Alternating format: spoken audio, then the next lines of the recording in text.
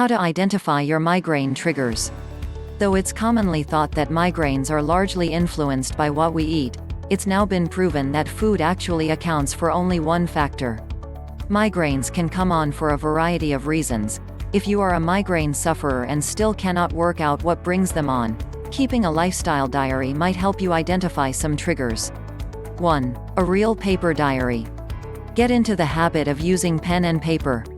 This diary will help make connections between possible cause and effect, and noting things manually helps you remember them. It doesn't have to be a conventional desk diary. In fact, it's better if you stick to a soft cover notebook that's portable. It makes it easier to file and store them. Just write down the date at the top of every entry. 2. The content.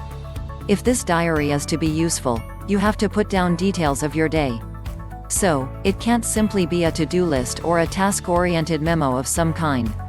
Note the weather, your meals, whether you got enough sleep, your workload that day, any unusual circumstances, and so on.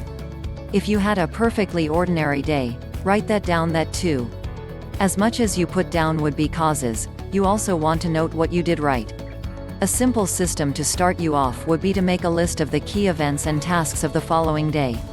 As the day goes along, make notes about each event and how it went. Was it smooth? Did you find fulfillment in it? Maybe there were unexpected bumps and you didn't have the resources to deal with them. Did you like your lunch? How did you feel after it? The idea is to look for common factors on all the days that you had migraines. Bear in mind that this could take some weeks because most people have more than one trigger. 3. Keep 3 diaries. Put one where you normally sit at home and one on your desk at the office. Carry the third one with you.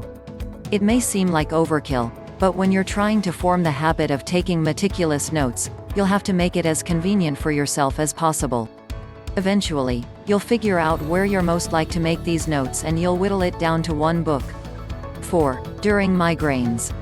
Making these notes when you're having a migraine is simply not realistic, so have a backup system in place. Get someone in your home to take some notes while you dictate. You want to keep this as short as possible, so just come up with some keywords to jog your memory later. When you're better, fill in the blanks. 5. Stress. It's hardly surprising that stress rears its ugly head when it comes to this painful, debilitating condition. When making notes, mark events that you found particularly stressful. It doesn't have to be logical. If you're tense about a presentation and haven't slept a wink, you're going to find most things in the day stressful. Score each one on a scale of 1 to 10, with 10 being the highest level of stress you've ever felt. Then take note of which events trigger your migraines and work on stress management during those situations. Keeping a lifestyle diary takes a bit of work in the beginning.